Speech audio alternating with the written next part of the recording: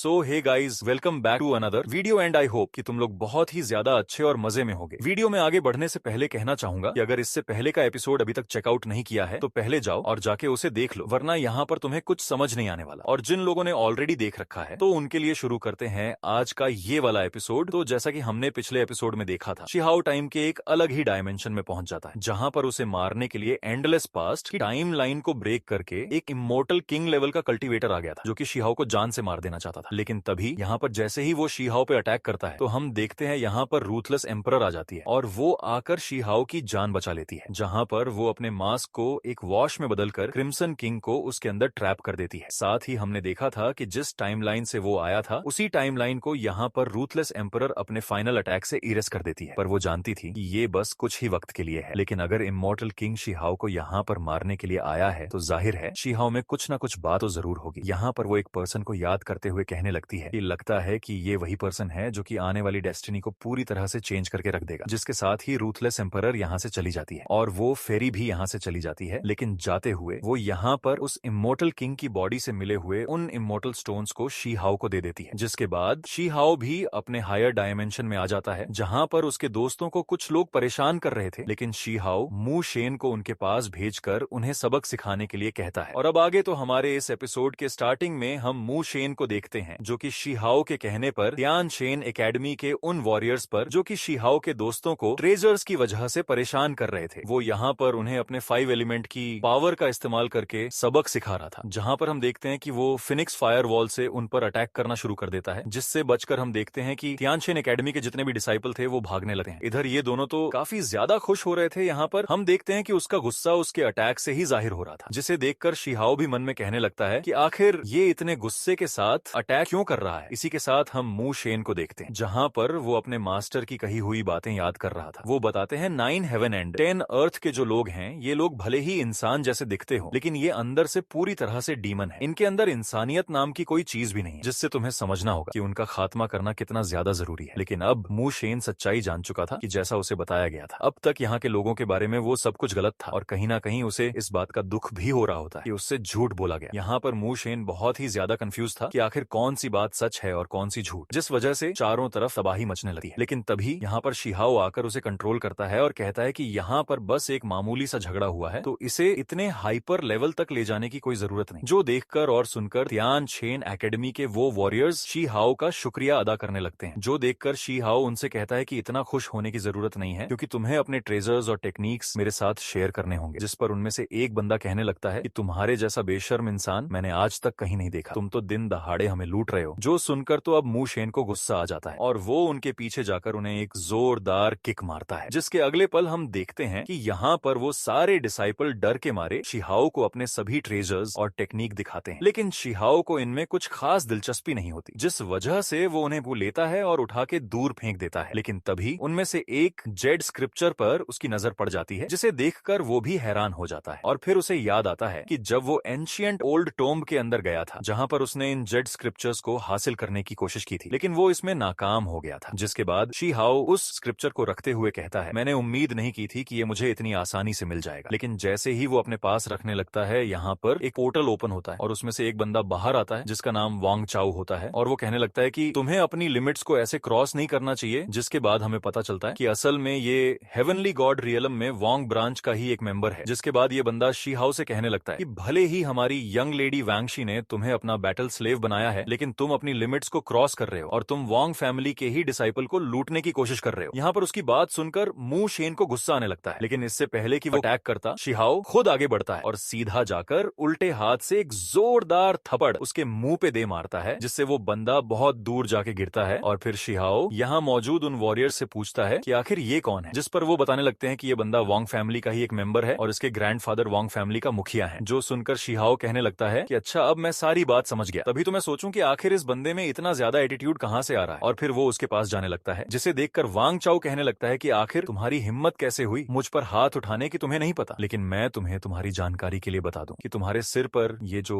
Z bracelet लगा हुआ है ना, ये वांगशी के बस एक थॉट से ये ब्लास्ट कर जाएगा और तुम्हारी मौत हो जाएगी। अगर तुम मरना नहीं चाहते तो जल्दी से मेरे पैरों में गिरकर मुझसे रहम की भीख मांगो, शायद मैं तुम्हें जिंदा छोड़ दूं। जिस पर शिहाओ कहता है कि ऐसा कोई नहीं जो कि मुझे कंट्रोल कर पाए। और फिर हम देखते हैं कि शिहाओ एक जोरदार किक सीधा उसके थोबड़े में जड़ देता है, जिससे उसका आधा थोबड़ा वहीं पर टूटकर अलग हो जाता है और आसमान में जाकर फट जाता है और खून गिरने लगते हैं। और फिर शिहाओ कहने लगता है कि अगर इस वक्त वैंगशी भी होती ना तो वो भी मुझे नहीं रोक सकती। तभी हम पीछे से मिस वैंगशी और उसे प्रिंसेस गर्ल को देखते हैं, जहां पर वो प्रिंसेस गर्ल कहती है, मुझे ऐसे लड़के बहुत ही अच्छे लगते हैं जो कि बहुत ही ज्यादा टफ और बहादुर हो। और फिर वो शिहाओ से कहती है कि क्यों ना तुम मेरे क्लैन को ज्वाइन कर लो, मैं तुम्हारी उस वोंग फैमिली के सिल्वर जेड हेयर ब्रेसलेट से भी छुटकारा पाने में मदद कर सकती हूँ। जिस पर शिहाओ कोई जवाब नहीं देता। यहाँ पर फिर मिस वैंगशी शिहाओ से कहने लगती है कि आखिर यहाँ पे ऐसा क्या हुआ जिसकी वजह से तुमने मेरे लोगों पर हमला करना शुरू कर दिया। जिस पर शिहाओ कहता है कि यहाँ बस थोड़ी सी बातचीत चल रही थी, इससे ज्यादा कुछ नहीं। जो सुनकर तो वो तीनों हैरान हो जाते हैं। तभी शिहाओ उनकी तरफ कोल्ड लुक के साथ गुस्से से देखता है, जो देखकर वो लोग भी डर जाते हैं और अपना सिर हिलाते हैं। लेकिन यहाँ पर मिस वैंगशी समझ जाती है कि शिहाओ की पावर अब पहले से कई गुना ज्यादा बढ़ चुकी है और अगर ऐसे ही ये प्रोग्रेस करता रहा तो फ्यूचर में इसे कंट्रोल करना मुश्किल हो जाएगा। जिसके बाद वो शिहाओ उसे कहने लगती है कि हमारा ये सफर बहुत ही ज्यादा अच्छा रहा और हमने बहुत सी चीजें भी ऑब्टेन की हैं और अब एकेडमी में वापस जाने के बाद मैं तुमसे पर्सनली मिलना चाहूंगी क्योंकि मुझे तुमसे कुछ डिस्कस करना है। इसी के साथ हम उसी बंदे की बॉडी को देखते हैं जिसे कि अभी अभी शिहाओ ने सबक सिखाया था और तभी यहाँ पर उसकी बॉडी से एक और जेड स्क्रिप्चर बाहर निकल कर आ जाता है, जो देखकर यहाँ पर मू शेन भी हैरान था। लेकिन तभी शिहाओ अपनी सक्शन फोर्स की मदद से उस स्क्रिप्चर को ले लेता है और दोनों स्क्रिप्चर को आपस में फ्यूज करने लगता है। यहाँ पर मिस वैंगशी भी ये देखकर हैरान होती जा रही थी क्योंकि ये लड़का उसके ही कबीले के जितने भी डिसाइपल हैं उन्हें मारकर उनके ट्रेजर्स को दिन दहाड़े लूट रहा है, पर फिलहाल के लिए वो ज्यादा कुछ नहीं कर पाती। इसी दौरान यहाँ पर एक पोर्टल ओपन होता है जिसमें से तियान शेन एकेडमी का शिप बाहर आता है, जिसके अंदर से थर्ड एल्डर और सेकंड एल्डर बाहर आ जाते हैं। यहाँ पर सेकंड एल्डर की नजर जैसे ही दो सेलेस्टियल स्क्रिप्चर पर पड़ती है, वो कहने लगता है ये स्क्रिप्चर बहुत ही ज्यादा रेयर है और इन दोनों को एक साथ मिलना उससे भी ज्यादा रेयर है। लड़के लगता है तुम्हारी ट्रिप बहुत ही ज्यादा फायदेमंद रही है। तभी हम देखते हैं कि थर्ड एल्डर शिहाओ से कहने लगता है कि क्या तुम इन सेलेस्टियल स्क्रिप्चर को एकेडमी को देना चाहोगे ताकि इनमें छिपे ट्रू मीनिंग को सीख कर हम यहाँ ही हमारे जितने भी डिसाइपल हैं उन्हें भी इसके बारे में सिखा सके, जिससे सबका भला होगा और इस तरह से हमारे सभी वॉरियर्स 9 हेवन एंड 10 अर्थ को अच्छे से प्रोटेक्ट कर पाएंगे। लेकिन तभी मिस वैंगशी टेलीपैथी के थ्रू शिहाओ को ऐसा करने से मना करती है और कहती है कि ये जो सेलेस्टियल जेड स्क्रिप्चर्स है ये हमारे वोंग फैमिली के डिसाइपल की है, तो तुम्हें इन्हें नहीं देना चाहिए। लेकिन अगर तुम चाहो तो मैं इसे तुम्हारे साथ शेयर करने के लिए तैयार हूँ। लेकिन शिहाओ उसकी बात को इग्नोर करते हुए थर्ड एल्डर को ये जेड स्क्रिप्चर दे देता है और कहने लगता है कि इस वक्त दुश्मन हमारे घर के बाहर खड़े हैं और हम इस वक्त अपने बारे में नहीं सोच सकते, इसीलिए बेहतर यही होगा कि हमारे जो एल्डर्स हैं वो इसकी जिम्मेदारी ले और इसके ट्रू मीनिंग को समझने में हर एक डिसाइपल की मदद करें। जिसके बाद वो उन्हें दे देता है। लेकिन मिस वैंगशी को यहाँ पर बहुत ही ज्यादा गुस्सा आता है, पर इस वक्त वो कुछ नहीं कर सकती थी। इसी के साथ थर्ड एल्डर यहाँ पर उस शिप को एक्टिवेट करते हुए कहता है कि सभी लोग अभी के अभी शिप पे सवार हो जाओ क्योंकि हम सभी लोग वापस तियान शेन एकेडमी जा रहे हैं। लेकिन तभी सेकंड एल्डर की नजर मू शेन पर पड़ती है और फिर वो समझ जाता है कि ये नेदर वर्ल्ड का ही मेंबर है। यहाँ पर ये सभी लोग उस शिप पे सवार हो जाते हैं और फिर दोबारा से तियान शेन एकेडमी की तरफ रवाना हो जाते हैं। जिसके अब अगले सीन में हमें रैबिट गर्ल और उस मोटे लड़के को दिखाया जाता है जहाँ पर वो किंग यी को अपने पूरी जर्नी के बारे में बताते हैं। साथ ही यहाँ पर उसे ये भी बताते हैं कि कुछ डिसाइपल तो मारे गए और कुछ का तो अभी तक पता भी नहीं चला, लेकिन जो लोग भी मरे हैं बताया यही जा रहा है कि उनके पीछे शिहाओ का हाथ है। साथ ही यहाँ पर ये लोग मिस वैंगशी के उस सर्वेंट यानी कि अपने शिहाओ की ही बात कर रहे होते हैं और बताने लगते हैं कि वो बहुत ही ज्यादा पावरफुल है। उसने नेदर वर्ल्ड के 2 पावरफुल बंदों को पूरी तरीके से निपटा दिया था। यहाँ पर हम देखते हैं कि पीछे से जेसिका इनकी बातें सुन रही थी और वो कहीं ना कहीं समझ जाती है कि ये वैंगशी का जो बैटल सर्वेंट है ये और कोई नहीं बल्कि शिहाओ ही होगा। और इसी के साथ सभी जगह पर ये खबरें भी फैल जाती हैं कि मिस वैंगशी के बैटल सर्वेंट ने नेदर वर्ल्ड के एक पावरफुल बंदे को अपना सर्वेंट बना लिया है। लेकिन जो सेकंड एल्डर था उसे मू शेन पर शक होता है। इसी वजह से वो एल्डर मू शेन को काउंसलिंग में पूछताछ के लिए बुलाता है। बेसिकली यहाँ पर हम देखते हैं कि जो मू शेन होता है उस पर सेकंड एल्डर बहुत ही ज्यादा टॉर्चर कर रहा था। वो यहाँ पर उसकी सोल सर्चिंग कर रहा था, लेकिन उसके सोल पर इटर्नल मार्क होने की वजह से ये काम इतना ज्यादा आसान नहीं था कि तभी शिहाओ को भी ये खबर लग जाता है और वो दौड़ते हुए मू शेन के पास जाने लगता है। रास्ते में कुछ डिसाइपल उसे रोकने की कोशिश करते हैं लेकिन शिहाओ उन्हें भी निपटा देता है। जिसके बाद जैसे ही शिहाओ हॉल के अंदर पहुंचता है वो देखता है कि यहाँ पर जबरदस्ती सोल सर्चिंग करने की वजह से मू शेन की जो बॉडी थी वो एक्सप्लोड करने वाली है। लेकिन तभी यहाँ पर वो अपने गोल्डन पगोड़े को बाहर निकालकर उसकी एनर्जी उस पर डालने लगता है। तभी हम देखते हैं कि थर्ड एल्डर भी इस काम में उसकी मदद करते हैं और वो यहाँ पर अपनी पावर्स से उसे ठीक करने की कोशिश करने लगते हैं। साथ ही वो यहाँ पर अपनी उसी वर्ल्ड स्क्रोल का इस्तेमाल कर रहे थे। यहाँ पर ये सब देखकर सेकंड एल्डर कहने लगता है कि ये दूसरे वर्ल्ड का एक जासूस भी हो सकता है, इसीलिए हमें इस पे लगातार रिसर्च करनी चाहिए। जिसपे थर्ड एल्डर इसके खिलाफ जाते हुए कहता है कि भले ही हम दूसरी दुनिया के बारे में जानना चाहते हैं लेकिन किसी को ऐसे तड़पा के नहीं। इसी दौरान यहाँ पर एक पावरफुल पावरफुल बीइंग के आने की प्रेजेंस सभी को फील होती है और यहाँ पर तेज रोशनी के साथ बहुत से फिनिक्स बर्ड्स निकलते हैं, जिसके साथ ही यहाँ पर तियान शेन एकेडमी के ग्रेट एल्डर आ जाते हैं जिनका नाम मेंग तियान है और इनका कल्टीवेशन लेवल इस वक्त सुप्रीम बीइंग रियल्म के बिल्कुल पीक पर है। यहाँ पर सभी लोग उन्हें देखकर रिस्पेक्ट देने लगते हैं और शीहाओ तो कंफ्यूज था उसे देखकर, जिसके अब अगले सीन में हमें मिस वैंगशी के मेंशन का सीन दिखाया जाता है जो कि चारों तरफ से बैरियर से घिरा हुआ था। कि तभी हम देखते हैं कि यहाँ पर वैंग फैमिली के एल्डर्स आ जाते हैं, जिन्हें कि यहाँ पर मिस वैंगशी की सिस्टर बताने लगती है कि यहाँ पर मिस वैंगशी का जो सर्वेंट था उसने उन्हें यहाँ पर किडनैप करके रखा हुआ है और हम चाहकर भी इस बैरियर की वजह से अंदर नहीं जा पा रहे, जिसे कि यहाँ पर मू शेन प्रोटेक्ट कर रहा है। इसी दौरान यहाँ पर वही प्रिंसेस गर्ल भी आ जाती है जो कि आकर कहने लगती है, लगता है कि सिस्टर वैंगशी ने अपने लिए एक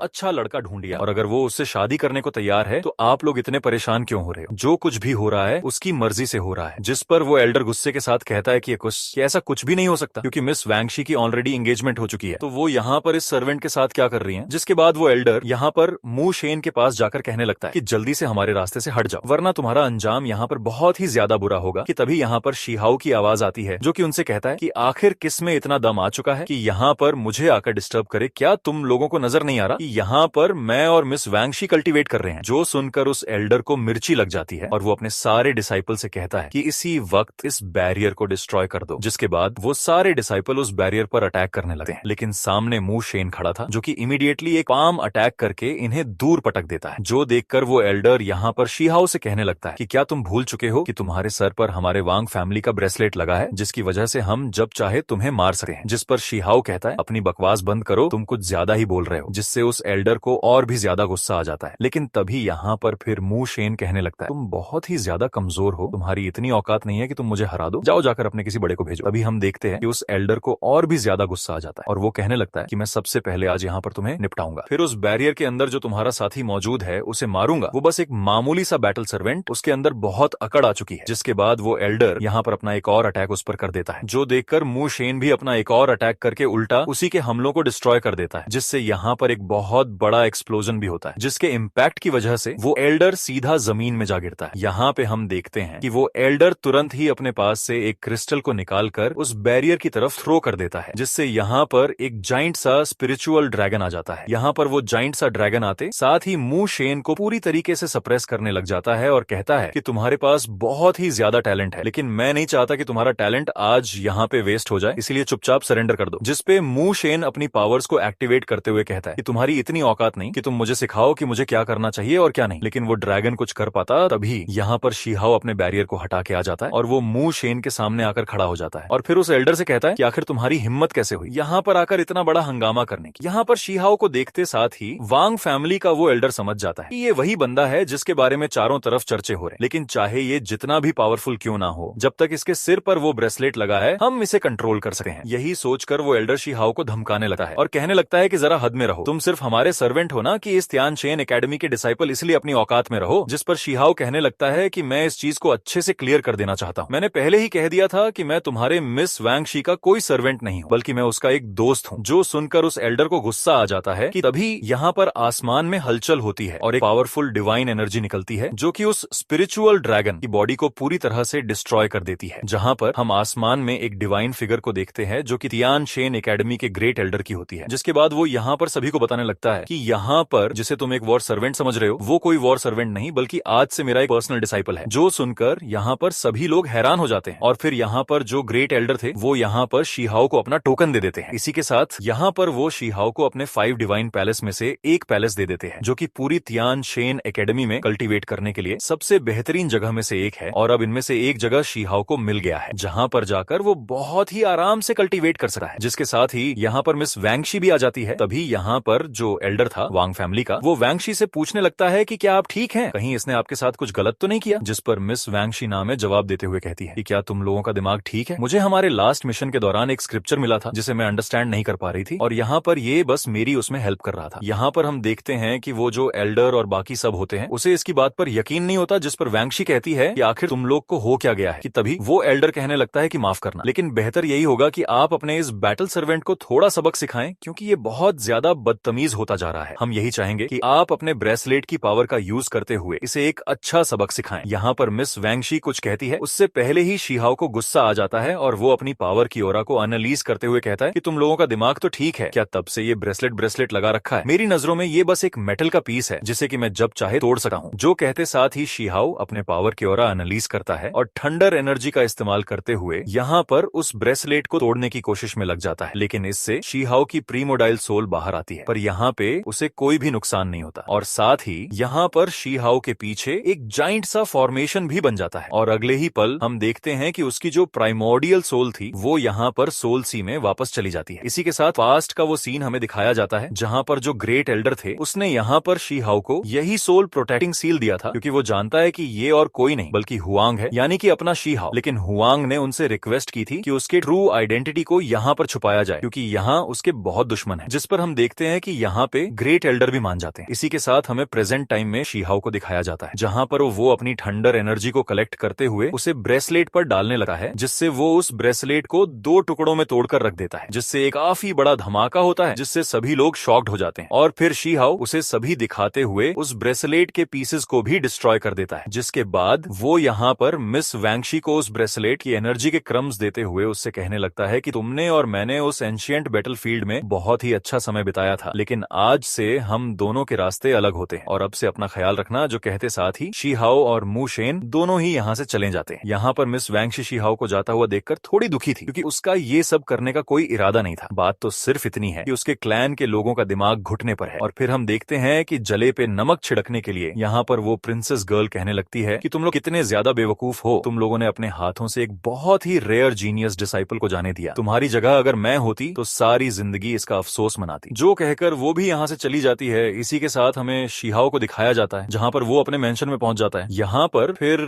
मू शेन शिहाओ को बताने लग जाता है कि मैंने सुना है कि जो मिस वैंगशी का फियांसे है वो एक पेयरलेस जीनियस है, तो अगर वो वहां पर आ जाता तो शायद हम इतनी आसानी से नहीं निकल पाते। जो सुनकर शिहाओ स्माइल करता है और उसकी तरफ मुड़ते हुए कहता है कि क्या बात है, मुझे लगा नहीं था कि तुम इतने ज्यादा गपशप करते होगे। जिस पर मू शेन नजरें छिपाते हुए कहता है कि मैंने तो बस कुछ लोगों की बातें सुनी थी जो कि मैं तुम्हें बता रहा हूँ। जिस पर शिहाओ कहता क्या बात कर रहे हो, चलो अच्छा है। जिसके बाद शिहाओ मू शेन से कहता है कि मैंने कई बार तुम्हारी जान बचाई, तो मुझे अभी के लिए तुमसे कुछ जानना है। जिसके बाद शिहाओ उसके वर्ल्ड के बारे में पूछना शुरू कर देता है, जिसे सुनकर यहाँ पर ना जाने क्यों मू शेन को थोड़ा गुस्सा आने लगता है और वो कुछ नहीं कहता। तभी यहाँ पर शिहाओ के सामने एक स्क्रोल ओपन होता है जिसमें एक मैसेज लिखा होता है और वो शिहाओ से कहने लगता है कि एकेडमी बहुत ही जल्द ओपन होने वाली है, इसीलिए सारे डिसाइपल को एक जगह पर गैदर होने के लिए कहा गया है। इसी के साथ ही ये दोनों उसी जगह पर पहुंच जाते हैं जहां पर ऑलरेडी बहुत से डिसाइपल एक जगह पर गैदर हुए थे। साथ ही यहाँ पर सेकंड और थर्ड एल्डर भी मौजूद थे। तभी यहाँ पर इन लोगों को बताया जाता है कि आज यहाँ पर ये इन लोगों को 2 टाइप के कल्टीवेशन मेथड को सिखाने वाले हैं। और फिर बताया जाता है कि यहाँ पर सेकंड एल्डर के पास जो जेड स्क्रिप्चर है उसे एंशिएंट इमॉर्टल जेड कहा जाता है, और जो मेरे हाथ में जेड है उसे एंशिएंट इमॉर्टल मॉडर्न जेड कहा जाता है, और जो कि बहुत ही ज्यादा एक दूसरे से डिफरेंट है। बेसिकली अगर कहा जाए तो जो एंशिएंट इमॉर्टल जेड है वो बहुत ही ज्यादा डिफिकल्ट है। इसे कल्टीवेट करना भी मुश्किल है, क्योंकि इसे कल्टीवेट करने से पहले आपको अपनी इमॉर्टल की को रिफाइन करना होगा, जिसके बाद ये इमॉर्टल सीड आपके अंदर अपीयर हो जाएगी। लेकिन वहीं बात करें एंशिएंट मॉडर्न कल्टीवेशन जेड, तो इसे कल्टीवेट करना बहुत आसान है और इसे कल्टीवेट करने के बाद अपने आप आपके अंदर इमॉर्टल सीड अपीयर हो जाएगी। लेकिन इस एंशिएंट जेड को कल्टीवेट करने के लिए तुम्हारे अंदर टैलेंट होना चाहिए। जिसके बाद थर्ड एल्डर यहाँ पर उसी मोटे लड़के को चुनते हैं जिस पर वो कहने लगता है कि लगता है आपको गलतफहमी हुई है, मेरे पास ऐसा कोई भी जज्बा या टैलेंट नहीं है। लेकिन तभी वो यहाँ पर उसे अपने सामने ले आते हैं और यहाँ पर बहुत ही गुस्से से उसकी तरफ देखते हुए उसके ऊपर प्रेशर डालकर अटैक करते हैं, जिसे देखते ही यहाँ पर वो मोटा लड़का अपने 10,000 स्वॉर्ड टेक्निक से रोक लेता है। जिसे देखकर यहाँ पर वो थर्ड एल्डर कहने लगता है कि हाँ, यही है तुम्हारा वो रास्ता जिसे कि तुम खुद आगे चलकर और भी ज्यादा एक्सपेंड करने वाली हो। तुमने इसे अब तक छुपा के रखा, लेकिन तुमने एक एक स्वॉर्ड को बहुत ही अच्छे से रिफाइन किया है और तुमने इसे नया नाम भी दिया है, और जिसे कि आसान भाषा में 10,000 स्वॉर्ड अरे कहा जाता है। जिसके बाद एल्डर बताने लगता है कि अगर तुम लोग अपनी ही लिमिट्स को ब्रेक नहीं कर सके तो खुद को सरप्राइज कैसे करोगे। जिसके बाद थर्ड एल्डर यहाँ पर शिहाओ का एग्जाम्पल देते हुए कहने लगता है कि इसके बारे में किसे नहीं पता होगा, जिसने कि अपने 10 हेवनली पैसेज को एक में मर्ज किया और जिसे करते ही उसने अपनी न्यू कल्टीवेशन पाथ ही बना दी। लेकिन अगर वो एक और बार हेवनली पैसेज टेक्निक को अपनी 10 टाइम हेवनली पैसेज टेक्निक से मिला लिया होता तो वो शायद सबसे ज्यादा पावरफुल बन जाता। अगर तुम लोगों को इन दोनों कल्टीवेशन मेथड के बारे में अच्छे से समझना है तो मैं वीडियो के लास्ट में इसके बारे में अच्छे से समझा दूंगा। जिसके बाद एल्डर बताने लगता है कि तुम्हें इन दोनों में से किसी एक को चुनना है और यहाँ पर जो हमारा सीक्रेट रियलम है वो तुम्हें कल्टीवेट करने में मदद करेगा। बस तुम्हें इनमें से किसी एक को चुनना है। जिसके अब अगले सीन में हम देखते हैं कि वो सभी एक लाइन में लग जाते हैं। लेकिन तभी जो मोटा लड़का था वो नजरें छुपाते हुए सीधा एंशिएंट इमॉर्टल जेड वाली लाइन में जाकर खड़ा होने लगता है, जिसे देखकर थर्ड एल्डर उसे उठाकर वापस एंशिएंट